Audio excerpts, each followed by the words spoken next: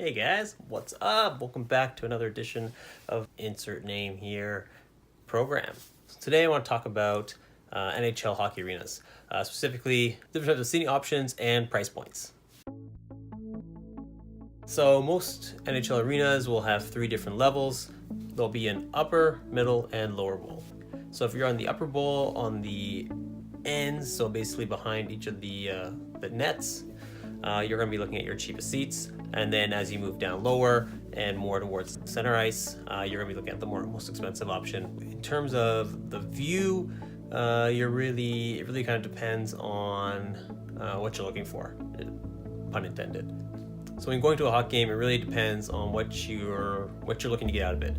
Is it you're just trying to get into the arena? Are you trying to have more of a memorable time with a group of friends? Are you trying to have a kind of more premium experience and being, in the action essentially? Or are you looking for something kind of in the middle? In general, the side where the home team shoots twice will be more expensive, as that's where you're going to be watching your team score plenty of goals. On the opposite side, seats will normally be a bit cheaper. As you move closer to the center of the ice, again, your tickets will get more expensive, but your view will drastically improve. It really kind of depends on what view you're looking for. So if you're on the ends, what you're able to see is kind of the flow of the game, and you kind of get that more, the EA Sports NHL view, where you're kind of going up and down the ice. Additionally, your view can be not obstructed, but you do have protective netting behind each of the team's nets, so that is something to keep in mind. Most arenas will have either a black or white mesh netting, but if you move more to the center of the ice, you basically lose that blockade essentially. The netting itself is usually not an issue. It doesn't really get in your way. It's something that you see it right at the beginning, and then it basically just blends into the rest of the ice. The teams that use the white netting makes it even easier. Teams with black netting, it stands out a little bit at first, but after a while, you're basically ignoring it. If you're more center of the ice, you're getting more of a traditional TV broadcast view. So with that, you're basically looking at, you can see everything that's going on. You have a very good vantage point once the game really gets going. Depending on the team you're cheering for, that kind of dictates where you'd like to sit on which end of the ice. However, because teams do switch sides after every period, it doesn't really matter too much unless you want to be in the side where your team is shooting twice. In terms of pricing, this is usually your entry point. If you're trying to get into an arena, it's either that or the standing room right behind these the upper bowl seats. Some venues do have standing room at different levels and different sections of their arenas. So that's just something to keep in mind depending on the market you're in. So it really just depends where you're going to be watching the hockey game.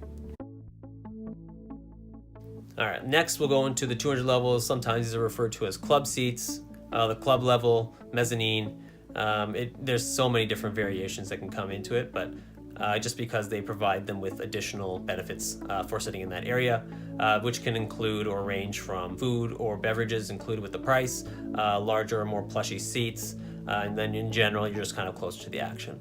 Again, with these seats, you can be on the ends or corners or center ice. In terms of vantage points and views, with the 200 levels, you'll usually have some of the best views in the house, and that's also which leads into why those seats are more expensive. If you're looking for a true TV view experience, you'd want to be sitting at center ice level. That's usually where the TV broadcasts are actually being done. With that being said, you do want to make sure that it's good to know the layout of the venue a bit better and find out where the camera bays are actually set up. There can be some obstructed seating set up in the 300s or 200 levels in center ice if the cameras are set up as extended from the end of the sections. So specifically with the auto centers, they do have camera bays that do stick out from the ends of certain sections. So depending on whether those camera bays are being used or not, you may have to deal with a bit of an obstructed view. Tickets will display whether the seating is obstructed or not. So if you are looking to avoid that, keep a quick lookout on the ticket itself, and it'll basically disclose to you whether they're obstructed or not. Lastly, you have the lower bowl. Lower bowl, 100 level, low seating. Depending on the venue, they'll have a different name for it. These can be very expensive seats as well, and really comes down to where in the arena you're going to be sitting. Again, you'll have your end zone seats, which are behind each of the team's nets, or you can move in closer, into the corners or some of the center ice. So with the center ice seats, what you'll get are unobstructed views of the entire arena, basically end to end. What you'll really get with that experience is you're gonna be able to see the players kind of life size, in the sense that, you know, you really get to experience how big they are, how fast they move, how hard they hit, and basically everything in between. So that's really what you're getting for sitting down so close to the action. So with the lower bowl, you also have the one set of premium seating, which are basically on the glass. Glass seats are usually the most sought after seats within the arena, just for having that experience of being able to bang on the glass when your team scores right in front of your face. You can see, you can feel the hits as they're coming through. You feel the puck as it slides by off the boards. You can see the passes, you can see the breakouts. You can see the beads of sweat dripping off people's faces. You can basically experience all of it. You hear, feel, all your senses are basically going to overload at that point. So these seats, obviously are great for that, in being in the action experience. Only thing to keep in mind with glass seats is that your views are actually quite terrible anytime the puck isn't right in front of you. What does this mean? So for example, if you're sitting on the glass and right in front of one of the face-off dots, or inside one of the blue lines, your view within the zone there will be amazing. You'll see all the movement within the power play, you'll see the breakouts, you'll see the passes, you'll see the speed that comes through as they're going by you, you'll feel those hits right in front of you. But once that puck moves off to the other end, so when you take a look over there, you're basically losing everything to the right of the goalie, essentially, from the other side of the ice. That is one of the drawbacks of sitting on the glass seats, but again, if you're sitting on the glass and something exciting happens, who cares? You want to be there when the action's happening. You want to be there when those goals are scored, and the only way to do that is really just being right there on the glass and being able to smash it as hard and loud as you can, screaming at the top of your lungs. The lower you go, basically in the lower bowl, the worse your vantage points get on the other side of the ice. Sitting behind the penalty box or behind the players' benches or the coaches, obviously that gives you a different type of experience, but that glass, again, is pretty scuffed up, so it does kind of impact your view. Sitting behind the players as well, you're not really seeing as much of the action, but you're getting that different experience of being right there where all the decisions are being made for different line changes. You get to sit right next to your favorite player, so obviously it's a different type of experience. But again, if you're just going for the view, you don't want to be sitting too low down on the lower bowl. Last thing I want to mention here are rows. So again, depending on the rows you're sitting in, price point will change dramatically. So within the upper bowl, sitting up higher in the upper bowl will obviously be cheaper than sitting down lower. If you can jump onto the team's ticket page, you can get an idea of where these price breaks are, and then kind of work your way around there. So if you know that, for example, sections M to S are all the same price point, why would you sit up all the way at S when you can sit down at M for the same price? So with the upper bowl, you want to be sitting as low a row as possible. So for the best views in the arena, really you want to be sitting either middle or up in the 100 levels within center ice, or similarly you want to be sitting in the 200 levels in center ice as well. And within the 200s, because that section is typically very small, it doesn't really matter too much. If you are sitting in the last row of the 200s, your seats won't be able to recline as much, so that's just something to be wary of depending on where you're sitting. If I want to have the best experience possible, I'm going to be sitting down on the glass.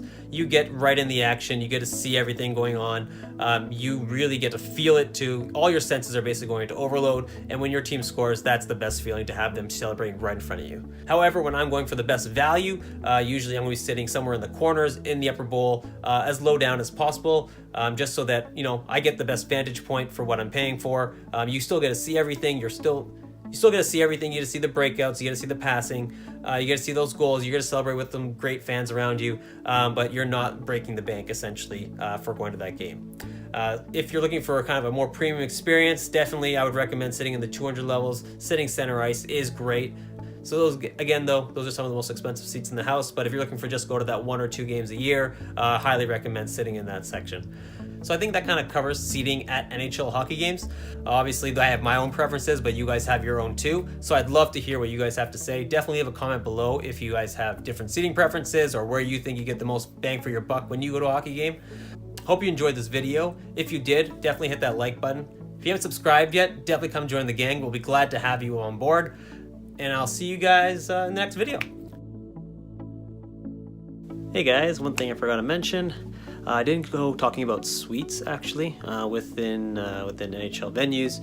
Reason behind that is that they're usually for larger groups or organizations, and so the average fan, when they're going, they're not usually going with a group of 15 or 20 people. If they are, usually they'll call the venue and they'll arrange for either blocking off a set of seats, or they'll kind of help them find a suite. So suites, they can be situated pretty much same idea, lower, middle, or upper bowl.